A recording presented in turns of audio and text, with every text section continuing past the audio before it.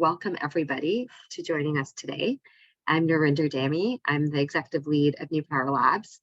Many of you know New Power Labs is a think tank do tank, and our work focuses on moving capital to underfunded and overlooked communities.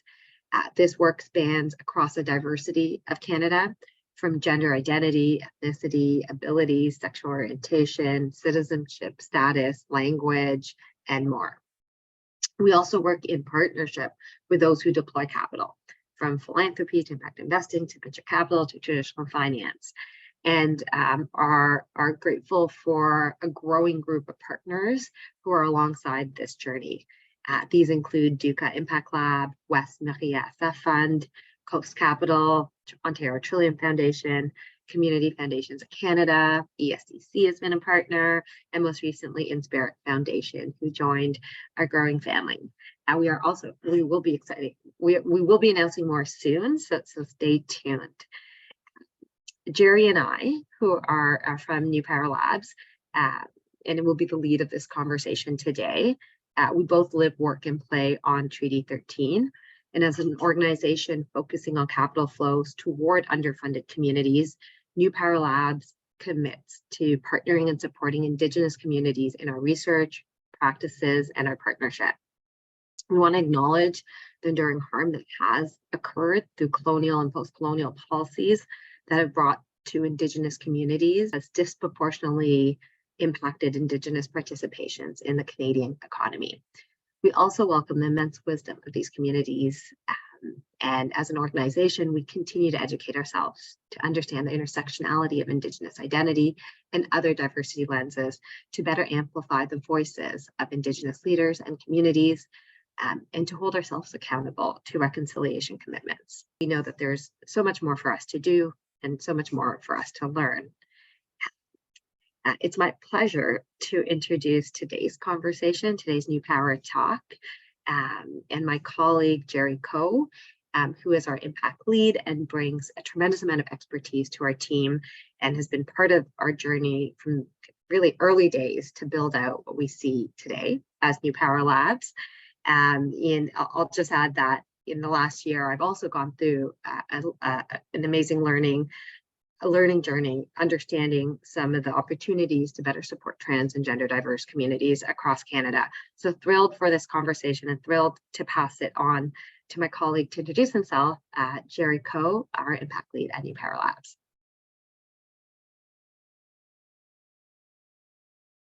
Thank you, Narinder. Well, that's not much more I think I should say about myself. You've done a really good job of telling everyone about me. So I am going to just move on to Ezra, who is our guest today. Ezra Nepon is the Senior Program Officer for Knowledge and Learning at the Global Philanthropy Project. Nepon's experience in philanthropy spans co-founding a public fund, the Self-Education Foundation, which makes small grants to groups using self-education as a liberatory tool to serve, and it ranges to serving as director of grassroots fundraising for Sylvia Rivera Law Project, as well as development coordinator for the William Ray LGBT Community Center, and more recently, a partner in the Lafayette practice. So we're really pleased to have you here with us today, Ezra. It's really timely, especially this particular month, Pride Month, especially with all the challenges and, unfortunately, in some cases, violence coming up as well. I think many funders are thinking about how they can do a better job, and many organizations are thinking about how they can do a better job as well. And of course, in order for us all to be able to do more, funding is more important than ever. So before we get right into this conversation with Ezra, we would love to do a little bit of a poll. In 2019 to 2020, for every $100 of worldwide foundation funding, how much do you think went to LGBTI foundation funding? How much money do you think out of every $100 would have gone to LGBT causes? Please do participate in the quick quiz, quick poll. What do you think is the amount?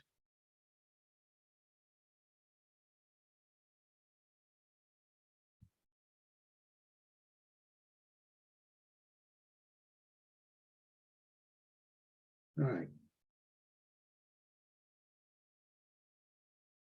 One last call. We're just curious about how much you think. All right, there you have it. We've got the most significant amount of people thinking that it's 12 cents. Well, let's see what the actual answer is. We're going to come around to Ezra now. I think it's 35 cents if I remember correctly. What is that right? Yes. I know it's like, and I think for governments, it's 4 cents out of every $100, if I recall correctly. Yep, exactly. Yeah, thank you. Yeah, so it's not terrible, but it's not great either. No, Considering I mean, it's not the 35 worst option you offered, but it is bad. right? Yeah. 35 cents of $100. So, it's Mhm. nothing to be cheering about, but yeah, it's not as fair as 12 cents. Yeah. So that's exactly it, right? That in this world, there's so many competing causes and competing priority. And in the world that we live in, we really shouldn't be competing in that way. That's not very helpful. And yet, more than ever, LGBTI causes around the world need help and support more than ever. And the data collection, the research that you do has never been more important to support funders as well as to support organizations doing this work. Tell us more, Ezra. Tell us more why you and Global Philanthropy Project do the work that you do. Well, first of all, thank you so much for having me and to be engaged with this community and agreeing with you that this is an auspicious time in Pride Month to bring attention to this work. So GPP is our Global Philanthropy Project is the only organization that's solely focused on organizing philanthropic and government financial support for global LGBTI communities. I'm going to say LGBTI because that's like our standard acronym in our language, but I also just want to acknowledge that there's more communities that, and I know Canadian standard has more, letters in the acronym. And so when I'll just say that I'm going to say LGBTI out of habit, but referencing the broader, umbrella. So the cornerstone of our research at GPP, which is also a really big resource for all of our other organizing, is this biennial report that tracks philanthropic and government development funding to global LGBTI communities, which is called the Global Resources Report. And I know we're going to talk more about that as we go. But our work has a few overlapping strategies. So that includes the development of the Global Resource Report and other strategic research and analysis.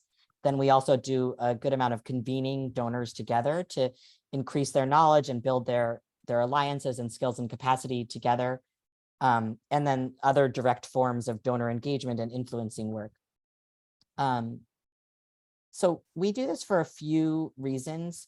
One of them is, as you just alluded or referenced, that LGBTI communities are deeply underfunded overall globally.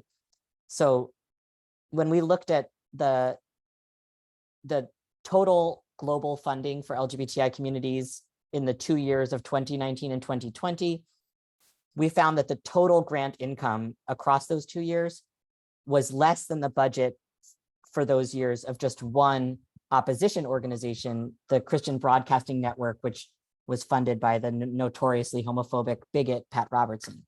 So, that gives some sense of the scale of how much are our communities, receiving from, all documentable sources to fight for, human rights, health, wellness, all of the work of LGBTI movements globally versus just one opposition organization. But, when we go from the global to digging deeper, we also see that, grants focused on work happening in the US accounts for over half of all the global LGBTI funding. And then when we look at, world regions and subregions specifically, we see that funding isn't distributed equitably among different LGBTI populations, different issues and strategies that movements are using, and other ways of looking at the wider movement. So essentially, we're working to increase the funding overall, and also to improve the funding equity within, where are those resources flowing. And then, a lot of our work is to give funders, actionable documentation so that they can improve their grant making to meet the needs and fill the gaps that are identified by civil society movements, or by, the data tells us this is where the opportunities are, this is where the gaps are. Yeah. So we sort of set a shared baseline that we can be having the same conversation. Yeah. It sounds like it could also become a bit of a more common set of rallying causes as well, a bit of a focal point for funders as well, it sounds like. Would that be fair to say? Yeah, I mean, I think these who uses the data from the part of the point of the Global Resources Report is that it can be used to make the case, there is a lack of funding to this issue, it's important to move funding towards it, or to this population, or to this geography. Who makes that case includes, obviously civil society organizations making the case that their work is not only necessary, but under-resourced. But often it's somebody doing internal advocacy within a foundation that has a broader, realm of focus, whether it's broader human rights, or, defense of democracy, or whatever the issue is. And then sometimes it's, people within a, like a pooled funding, more complex ecosystem of financing, or whatever. So yeah, it's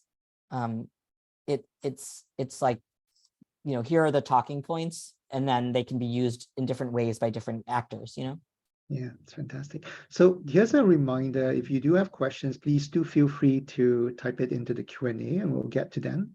We'll make sure that we cover as many questions as possible. And so while we see what sort of challenges and questions we're going to hear for Ezra, I'm going to just move on to the next one. So just on what you just talked about, that they are talking points. It could be talking points. They're tools to help organizations, as well as advocates within these organizations, to be able to raise more awareness and all of that.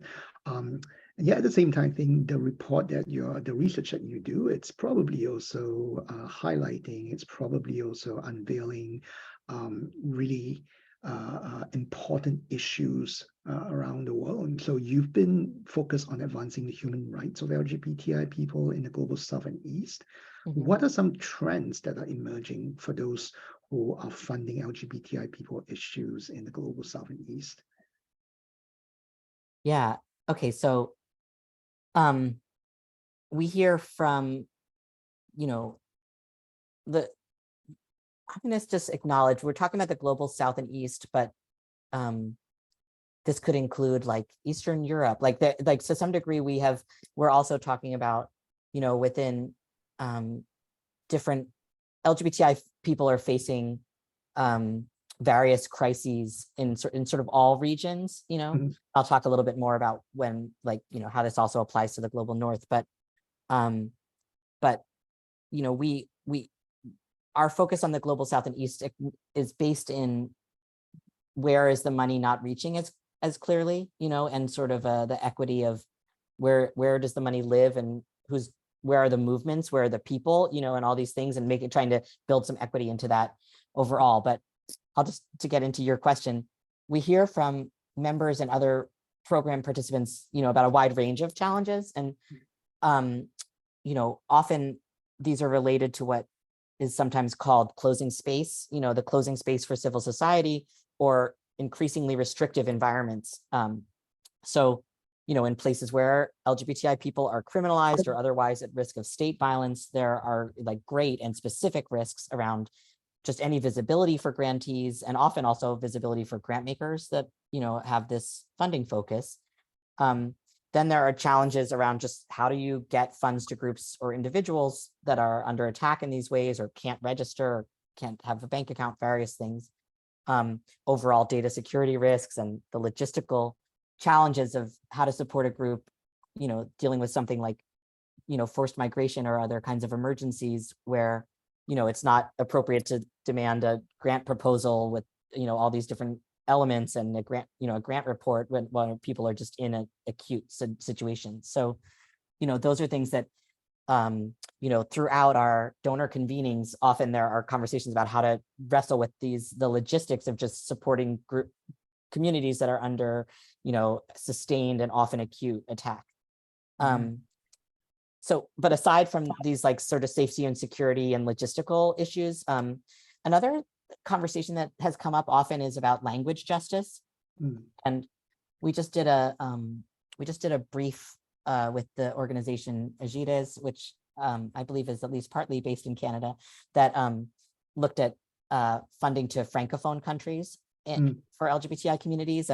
And just overall, we know that the majority of grant makers that have support LGBTI communities or have that focus are working primarily in English. And so, many grantees may be excluded just through language alone. So, as I was mentioning, one of the things that I feel like I've come to learn in this work is that, my sort of assumptions about, like in the global north, or let's just say in the US where I live, things are so much better, or something like that, these same safety and security risks aren't as acute. Obviously, in the US right now, there's like this increased inflammatory, conservative action happening, but just broadly, what we know what we know anecdotally, and also what shows up in the data, is that when you dig in a little bit deeper, trans communities are under a specific form of attack, in many global north countries. If you're talking about queer immigrants, refugees, and asylum seekers, communities are facing, specific barriers to receiving support that may be logistical, or it may be, other kinds of discrimination, or all, things happening there.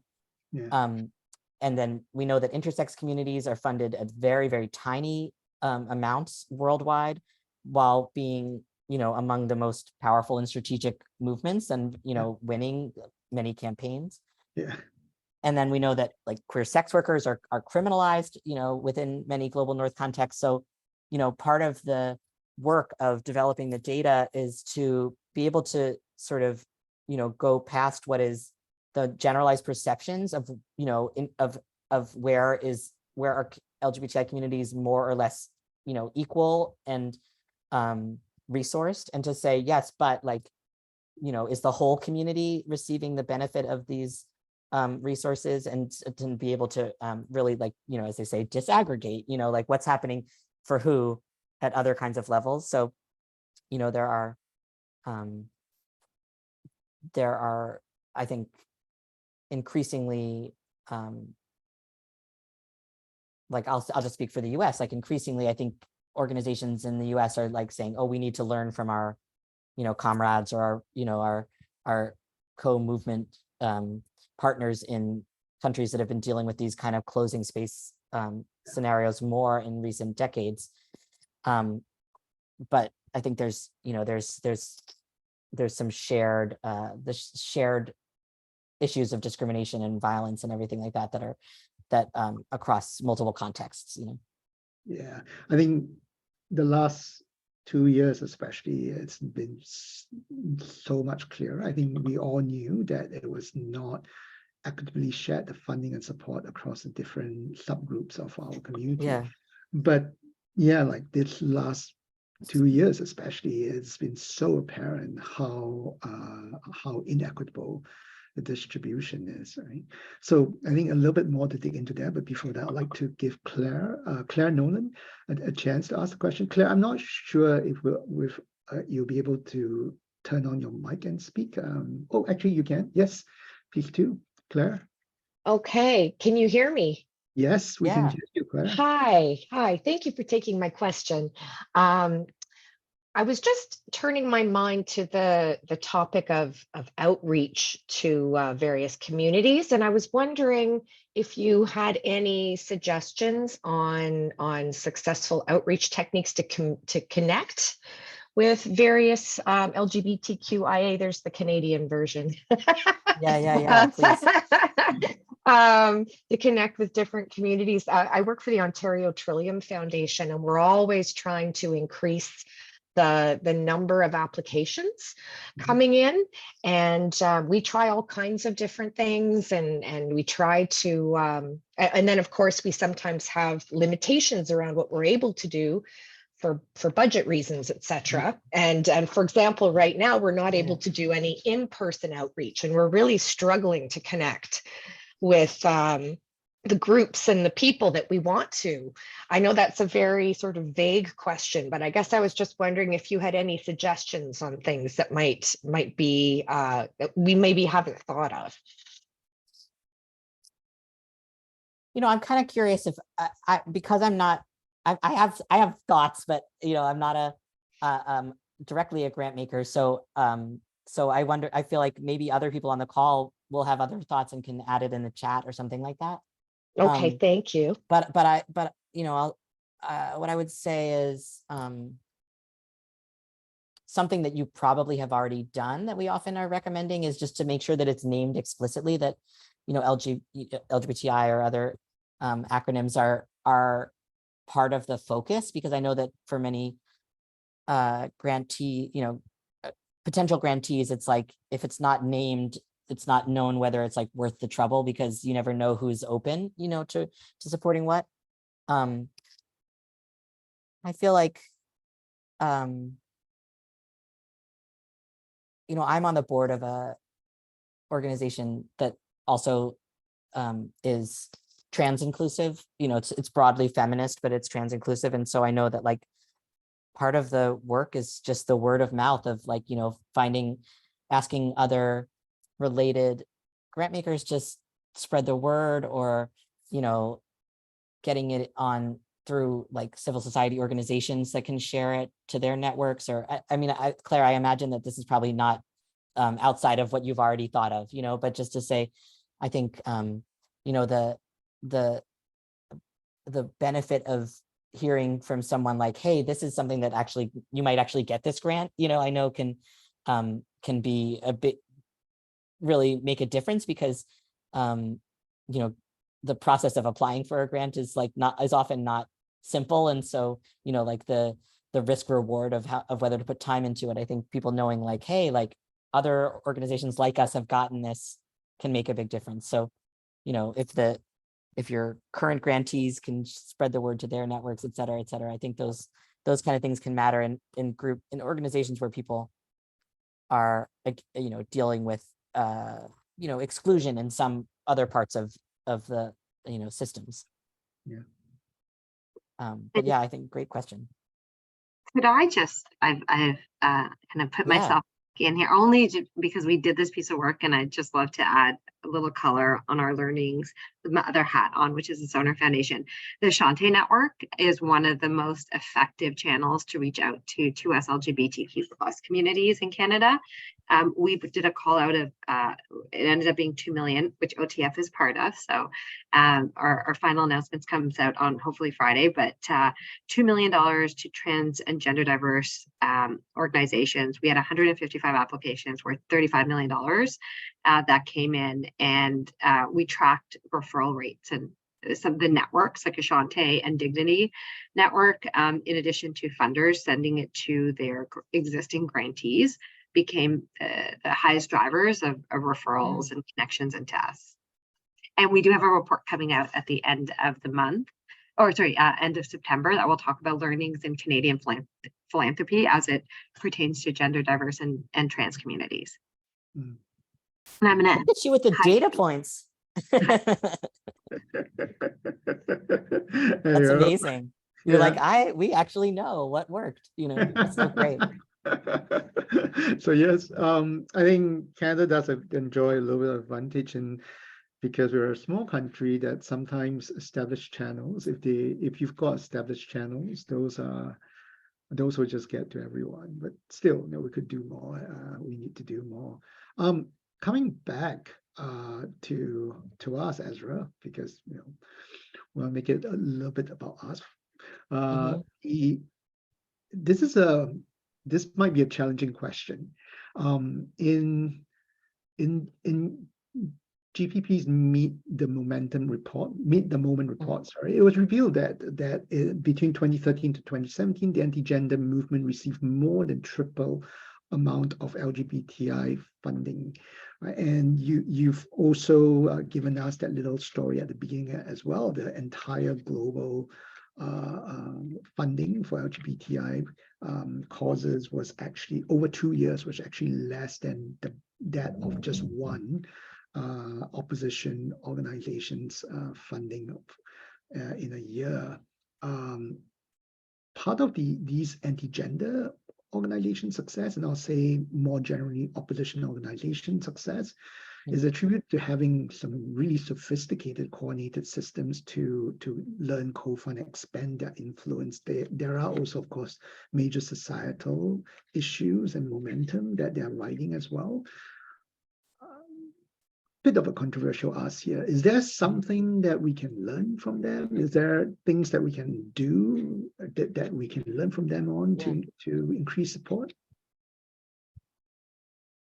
Yeah, and like, you know, that research about the triple the amount of LGBTI funding to opposition groups is like, I think it was looking at the top 11, institutions that are like so often at the center of this work. I mean, it's not even, it doesn't include anything that's being reported as religious institutions, because they don't report taxes the same way in the US. And I mean, it's just, our opposition likes to paint us as very well funded and, call out our grant makers. And I mean, it's helpful to be able to document, like, we are massively overspent, but we do, I mean, I think we do take a number of lessons from, we are never going to think in lockstep in the way that the opposition demands of itself, but we, there are a lot of lessons about institutional and movement building, long haul commitment, that we can take from them. So, this is increasingly a focus for GPP, is to identify those mobilizing, opposition to us, and those progressively responding from philanthropy to that opposition. And this is the opposition to LGBTI human rights, but also this broader anti-rights agenda that many of these institutions hold, which obviously relates to broader gender justice, et cetera. So as you referenced this Meet the Moment report, we also co-published a report called Manufacturing Moral Panic, which is about how these organizations often are weaponizing, like a cynical claim of child protection, but in that, using it as a tool to undermine gender justice and human rights more broadly. So, just jumping to the big recommendations to donors, the need for a coordinated and strategic response across geographies and issue areas has really come up in our work. And we've been sort of centering the goal of getting, a lot of times grant makers, they may be focused on, Latin America, or they may be focused on Eastern Europe or whatever, and they're fighting a lot of the same battles, but they're not necessarily at the same conferences or the same, webinars or whatever to have those conversations with each other. So getting those geographies connected, getting people connected against, if your issue is like reproductive health, or if your issue is, LGBTI or broader democracy, defense, closing space, whatever, like getting us into the same rooms to have those conversations. Yeah. And as already named, like often, although not exclusively, these oppositional activities across those issues and geographies are being mobilized by a powerful and well-funded, not that even big set of extremist organizations that are based in the US. Not all of the organizations are based in the US. There is, like indigenous, anti-rights mobilization in all kinds of regions, but but so much is mobilizing out of these extremist groups. So, to be able to like have the powerful response that's needed, we need to be able to like make those connections.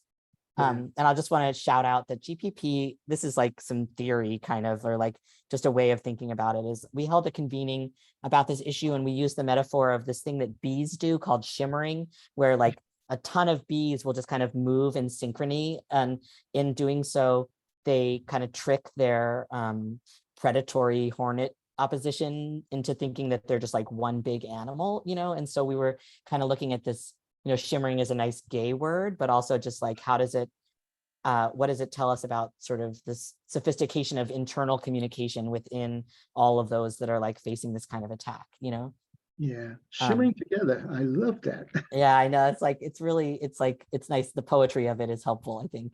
Yeah, for sure. Yeah, on that note, is there, the fact that a lot of this opposition support tends to be driven, as you said, not all of it, but a lot of it tends to be driven out from North America, from the US, from very, very well-funded opposition organizations. Can you see there ever be a role for government, for the government of the US, for US government, federal or otherwise, do you see them ever doing something there, or it's just one step too far for government to intervene? To be honest, I'm not sure what the government's role specifically is in this. I mean, I think that, it would be nice if, just speaking as myself, not as the institution, like it would be nice if there was, a way for those that are like causing acute harm to be disqualified from receiving tax exemption, for example. But I know that there are some campaigns to try to exclude these kind of like hate groups from being able to receive like support through like donor advised funds or whatever, like to create some barriers to the extreme transfer of wealth that's happening to these institutions, I mean, some of that could be happening at the like government policy level. Some of it is just more like philanthropic advocacy, internal work, but yeah, I feel like that's a little bit outside of my like frame of campaign work, but I just personally feel like I can't, they shouldn't be able to like get a tax deduction for it at the very least, Yeah. And that comes up frequently enough here in Canada as well, because many of these opposition organizations here in Canada also are also those who are tax exempt, are also often religious in nature and receiving it through their religious status as well. And this has come up quite a bit. And of course, we know that this is something very, very challenging for government to do, and it's probably not going to, depressing as it might sound, it doesn't feel like it's something our own government is going to, it's not an instrument or a lever that our government would use. But sorry, go ahead. Yes. Oh, I'm sorry to interrupt you. I was just remembering that a report came out that I'll have to follow up and share the link afterwards to remember who it was by, but I know that there was recent research that documented that a number of like organizations that are, not organizations, governments that are generally more progressive are often funding a lot of the institutions that are these anti-rights institutions are being funded for other kinds of work, and so they were identifying that one of the things that could happen is, governments to say like, these are off limits for funding, if you're funding like a church group for, HIV services or whatever, but that church group is also doing this like very active, homophobic campaign or whatever. Like these are some of the nuances that a government institution is going to have to do in its, due diligence, One of the things, oh, sorry, go ahead. No, you go ahead first. Yeah, you go ahead. Well, that like related to your like earlier question though, like one of the things that I thought about is that, that these oppositional organizations have prioritized like these long-term investments and leadership development and institution building. And that's one of the things that we often are trying to, point out to our progressive philanthropic organizing that, so like an example, like the quiet but super effective work of a group like the Federalist Society, which is funneling conservative extremist judges into the US legal system.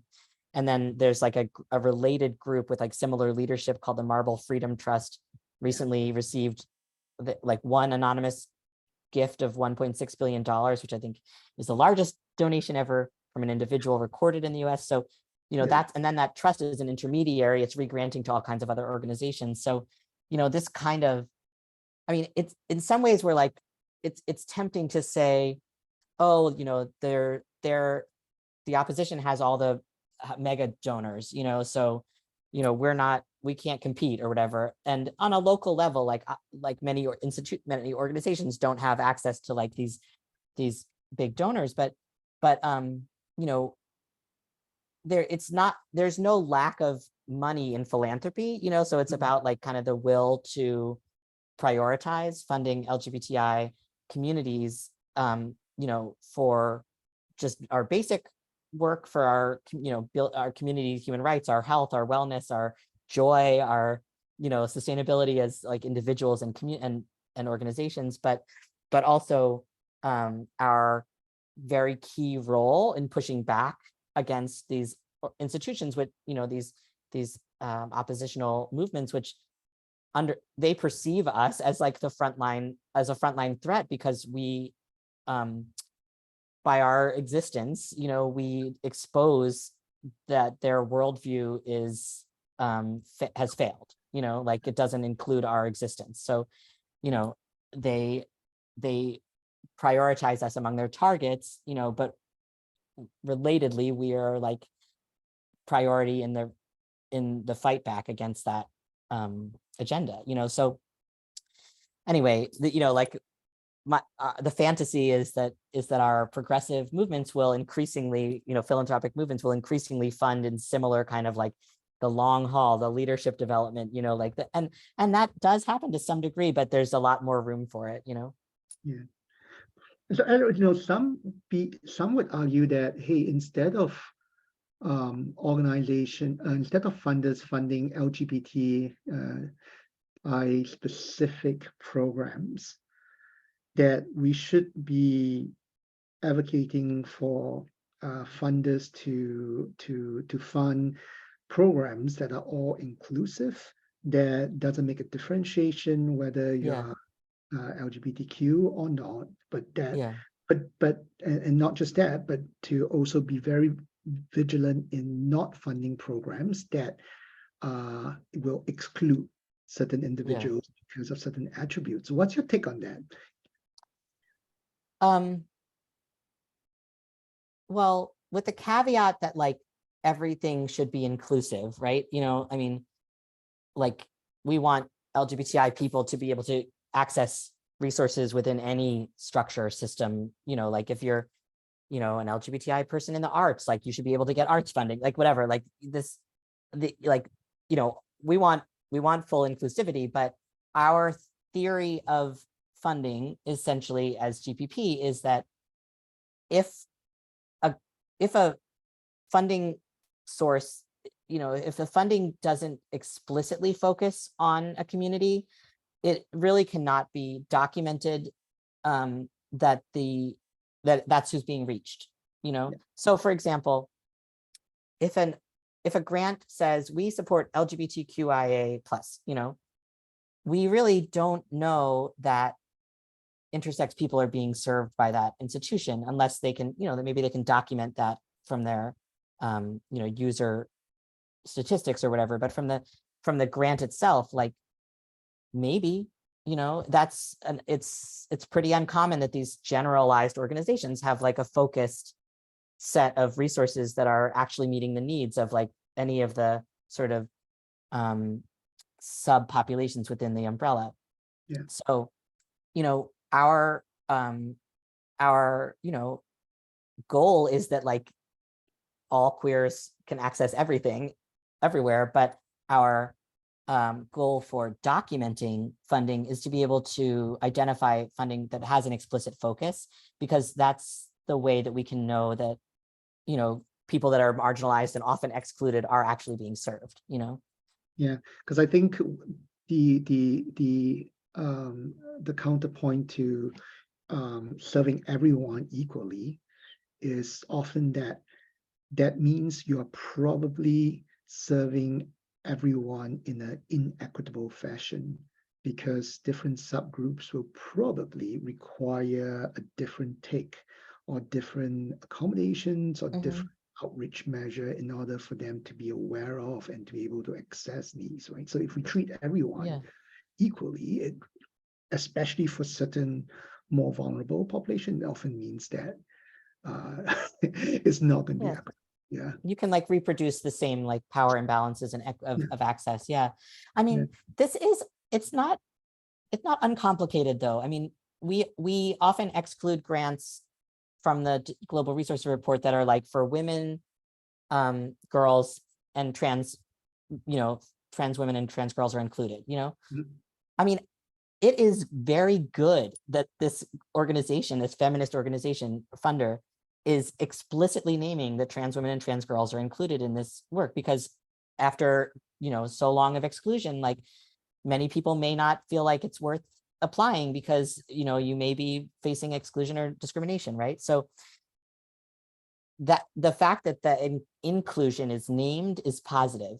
Yes. However, unless you can say this grant went to this, Actually. explicitly trans inclusive, or trans focused work, like, it may just be a generally great feminist grant, but not actually trans focused. And so, it's like, there's like this line between like, we celebrate and applaud that this is happening and it goes in the report, but for the report itself, the goal is to say like, what's really reaching people that we can defend. And sometimes in a very big grant, we'll work with a grant maker to say like, this was like $1 million grant, but we know that like 60,000 of it went to this one program, and we really got this report back from the grantee, and we know who was being served, so we're going to include that. Like we can occasionally do a prorating like that, but it's like it's the tension of wanting to really document like what's the breadth of inclusion, and that's not the work of this report specifically.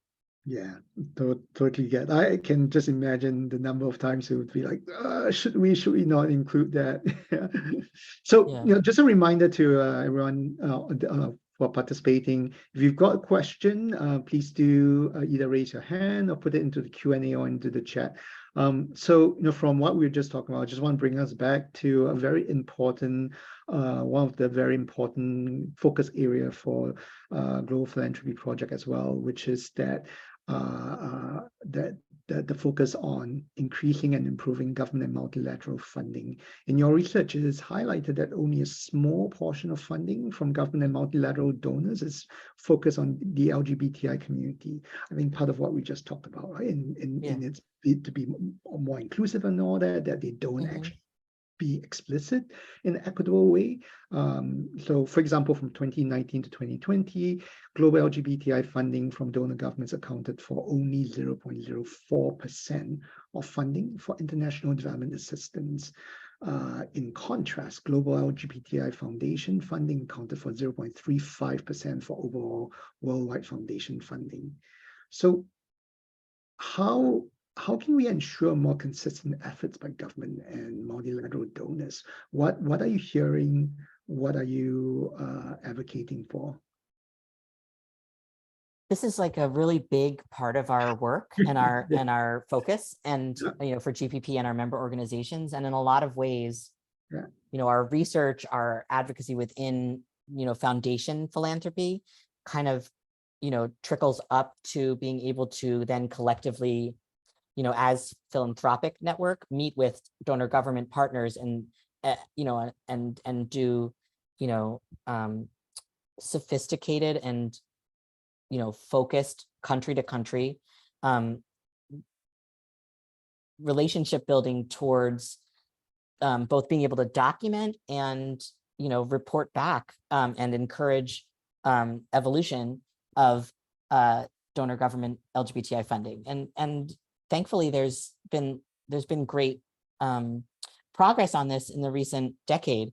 But of course, as those numbers indicate, as you say, like there's like much work to do. But donor government, it's like they say, why do you rob banks? It's because where their money is, but it's like donor governments can mobilize enormous resources through their development mechanisms, through multilateral agencies, like one of the groups that reports to the Global Resource Report is like the UN Trust for Women, like that kind of thing, or the various various different mechanisms, embassies as a part of a national government funding mechanism. Yeah. So, this, I'm sort of referencing this, but like there's a cycle that happens where, we secure the reporting of the donor governments. And I think it's the most recently, the top 15 is who has reported. And then that relational work, it leads to, inviting people to participate in donor convenings and webinars, conferences, being in like sort of an ongoing conversation outside of the every 2 years, please share what you've learned with us.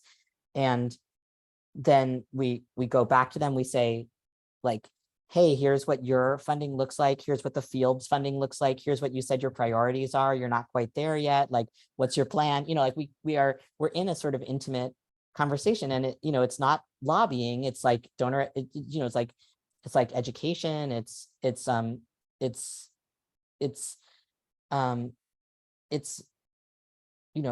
donor organizing essentially, and so those conversations get us, basically we get to be in the room and in the relationship with increasingly who is able to make those decisions and who is able to influence those decisions. Yeah, a little bit of a soft accountability, like it's not exactly calling them out publicly, which then gives them the opportunity to course correct with quite a bit more grace if they. Well, the other thing is like what we've heard from some donor government, activists is, or not activists, some people within donor governments is when you asked us to report our funding to LGBTI, focused funding, we realized we didn't have a way to track it, and if you don't have a way to track it, then you don't have a way to track that you're not doing it, so even just the initial asking, saying like, will you be transparent? Can you be transparent? Can be the spark to cause a series of actions that lead to a more formal commitment, like, oh, we realized we weren't leading in the way that we think of ourselves as that we would be, whatever. So, and then just to say one more thing, that obviously philanthropy as a network, philanthropic network activating, these conversations with donor governments is a powerful strategy, but it's always got hand in hand with the civil society movement from that country, whether it's, in the Netherlands or Sweden or Canada, whatever, like, to also be doing that kind of co-advocacy. And it's crucial that co-advocacy is to say, not just fund your domestic community, like the government, we don't track in the Global Research Report domestic government funding, because that isn't considered philanthropy or grant making. That's like the work of the country, but obviously that should be within the priority of any government to its people. But we're saying, and the international development funding also needs to be part of that work, and especially, for governments with a colonial history, what is the relationship between the repair of often that colonial homophobia and its implications, and so there's different strategic goals for these different governments about how this is going, but the international development is what we're advocating for, and the civil society of the country is a key partner in doing that. And I know that like in Canada, there's big commitments from the Canadian government for both of those like internal and external funding streams. And I also know that like local activists are saying like, yes, and this is like actually not we're not at the goal yet, so there continues to be advocacy. For sure. So, we're going to wrap, but I do want, sorry, go ahead. Yeah, Yes. Jerry, I just wanted to note that there are 2 questions in the chat. Yep. So if you want, I can read them out loud. Yep. So yeah, I was going to say that we're about, I think we're going to wrap, but before that, I want to make sure that we've got just 2 questions that we'll have a bit of time for. Kasha, I see the first one, I can read the first one. And this is one that actually is a question from me to you as well. As you know, Ezra, we're we're going out, New Power Labs is going out to collect data from foundations about their work, about how they're funding, who they're funding, and so on and so forth. Mhm. So in the work that you've done with collecting data, how do you strike a balance between promoting trust and sharing power with collecting data from grantees? How do you strike that balance, right? That trust building with the funders versus the grantees, and for you to be able to get good quality data? Is the question, why would the grant Why would makers trust you to share it? Like that kind of thing? why would they Yeah. trust to give you the data? Yeah. You know, I think they should be discerning, about like this data is it has there's serious risks if this kind of data is exposed. They're like, like grants data has has great risk. So grant makers should be discerning, civil society institutions are and should be discerning about how and when they share this information. So I think the groups are well within their right to say, like, tell us about what you're going to do and how this is well handled. And I think it's great to be able to share that up front if it's the kind of thing that can be shared, or to just offer to share. I mean, we have a lot of one-on-one conversations with people that want to say, like, okay, before I send this, like, let me just get clear on what's going to happen here. Mhm. I think, the trust, I think just like for us, like, I think our members are like a known quantity within a lot of the field. And so there's like a sort of vouching for of like who's at this table that is key. I think, we built the Global Resource Report on a on the model and in partnership with funders for LGBTQ issues, like long time US domestic report. So I think some of it is just relational, but I think, being able to have clear security protocol and be able to name it to those that are curious is a big part of that. And just like any of your other, like just being known by your other work and what the qualities of it and what the principles of it, I think is like the main thing. But I do think, I mean, I think it would be hard to kind of come out of freshly and be trusted as for these kinds of requests, so it does take that relational work. Yeah, absolutely. Well, so I'll actually answer the last question, because Oh, great. it's probably more for us than for you, Ezra. So it's the question, or rather, I guess the statement was just, did anyone else see the Ottawa announcement for $25 million to create Canada's first ever LGBTQ entrepreneurship program? So yes, so on June 15th, just last 2 weeks ago now, we had a really positive announcement from our federal government to announce a $25 million entrepreneurship program for 2S LGBTQI+, which is what our current lingo over here. For the community, for 2S LGBTQI+ entrepreneurs. So that's a really, really positive stand. It's from our government's part. But as to what you were saying earlier, so now let's do this kind of promotion program, not just within Canada, but have our government fund this sort of program outside of Canada as well. So that would be fantastic. So there've been that's actually also been early conversation on endowment funds for 2S LGBTQ supported through our federal government as well. So they're certainly looking at doing this through multiple different channels. That's some of the positive light coming from our end as well. That said, we do know, talking to our Statistics Canada and ISAT, our Innovation, Science and Economic Development department, federal departments, that they're still struggling to collect good enough data about support for LGBTQ communities and all. So we're also in the same boat, and we're looking at you. We'll be talking to you more to learn more about how to collect the right kind of data to be able to mobilize the right kind of action. And so, Ezra, with that, just want to thank you very much.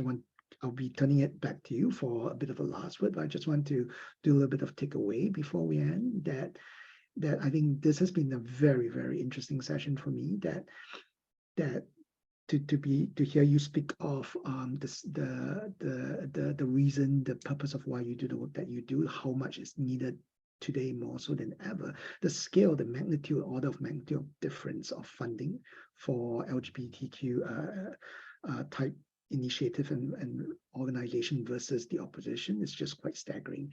But also to be able to hear that, hey, you know, the various different good news out there, that things there are people who support this, we need to do more, and there are a lot more that our governments can do as well, not just within our own country but outside. I think that was a very, very important area that your organization focus on, that governments don't just, especially colonial countries with colonial backgrounds, that they don't just focus on supports within their own country but also outside as well.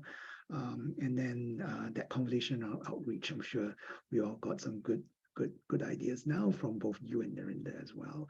I want to turn it back to you, Ezra, like as we close, any last words of wisdom or message for us? If you had a giant bulletin board that you could put a message on that everyone around the world could see, what would you put on that bulletin board? And no, you can't say shimmer on because that's been taken. You can't say Like, not, what would it not be? You cannot say shimmer on because that's Oh yeah, totally. Like queer liberation. I don't, I wish I had a more strategic response to what do we put on this like long-term funding. I don't know. but yeah, I just want to say I'm grateful to you all for having me here and for being good partners in like the nerd out about this specific intersection of the what does it take to build and support LGBTI movements, the philanthropy, data analysis, the research, and yeah, just that, a colleague was reminding me that really the ability to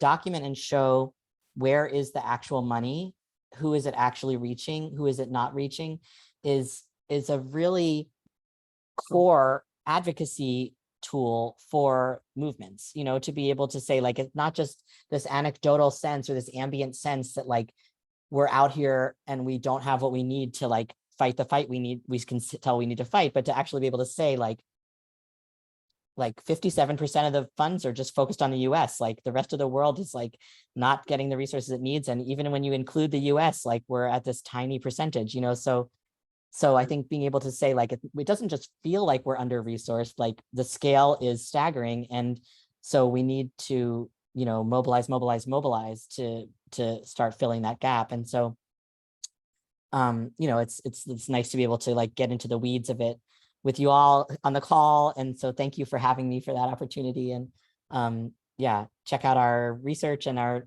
our resources for more information. Oh, absolutely. Thank you so much, Ezra, for bringing your depth of knowledge, experience, but also your very, very genuine sharing. We do believe that our partners in the audience they do very much appreciate your work at the Global Philanthropy Project, and we hope that this will spark a lot more conversation here among our own capital deployers, our own funders over here, on driving sustainable support and impact to the 2S LGBTQIA+ community in Canada, not just in Canada, but also globally as well. So to the audience, we do encourage that you do stay connected with the Global Philanthropy Project on their website at globalphilanthropyproject.org. Stay in touch with us as well at newpowerlabs.org. Thank you everyone for joining us, and thank you, Ezra. Happy Pride, Ezra. Yeah, happy Pride. Thanks, everybody. Thank you. Bye. Bye.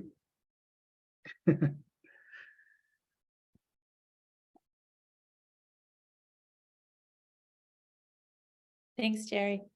Thank you.